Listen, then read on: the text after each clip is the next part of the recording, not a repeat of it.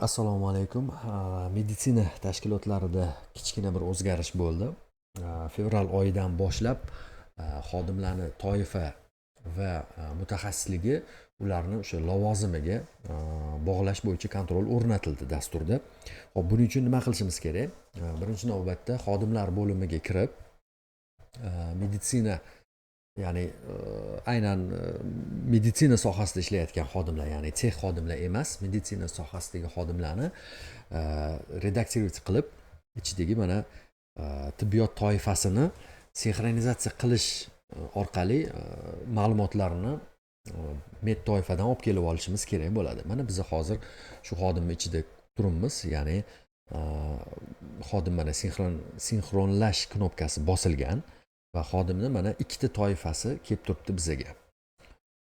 Demak, oliy toifa mana va tibbiyot mutaxassisligi turi ham bor, mana oilaviy shifokorlik bo'yicha. Endi bu nimani beradi bizaga? Xodimni перемещение yoki прием на работу qilayotgan paytimizda mana xodimni mana назначениясini ko'ramiz. Назначение qilayotgan paytimizda mana oliy toifa tanlangan shu yerda. Agar boyagi joyda xodimni o'zini ma'lumotlarida agar toifasi oliy bo'lmaganida edi, mana shu yerda oliy toifani tanlash mumkin bo'lmagan bo'lar edi. Ya'ni shu joydagi toifasi mos kelish kerak.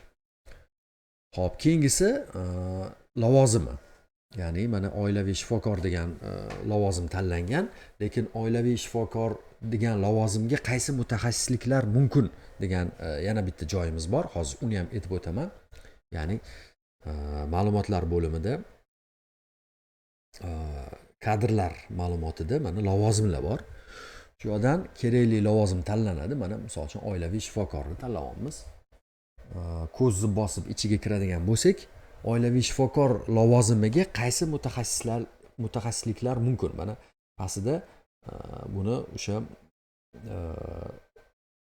atraslivikdagi mutaxassis qo'shib chiqqan bo'lishi kerak. Misol uchun mana shifokorlik, oilaviy shifokorlik degan mutaxassislik tanlab qo'yilgan. Demak, bu degani shu lavozimni tanlaganda xodimlar bo'limidagi mutaxassisligi ham bir-biriga to'g'ri kelishini nazorati o'rnatilgan.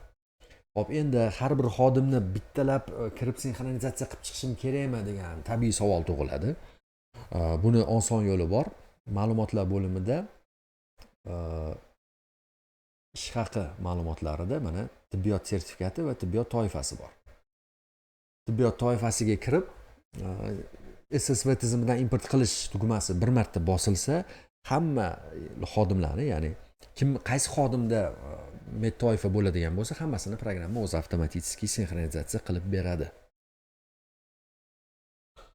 Xo'p, endi sinxronizatsiya qilinganda chiqmay qolgan familiyalar bo'lishi mumkin yoki misol uchun 1-sentyabr 2023-yilgacha agar sertifikat olgan bo'lsa xodim, u kelmaydi. Uni alohida video urokimiz bor. U video urok tashlab beriladi. O'sha videodan ko'rib, ularni platformasiga, ya'ni med toifani platformasiga buxgalter o'zi kiritish kerak yoki buxgalter yoki kadr u videoda aniq ko'rsatilgan. Ya'ni 1-sentyabr 2023-yilgacha bo'lgan sertifikatlar kelmasligi mumkin.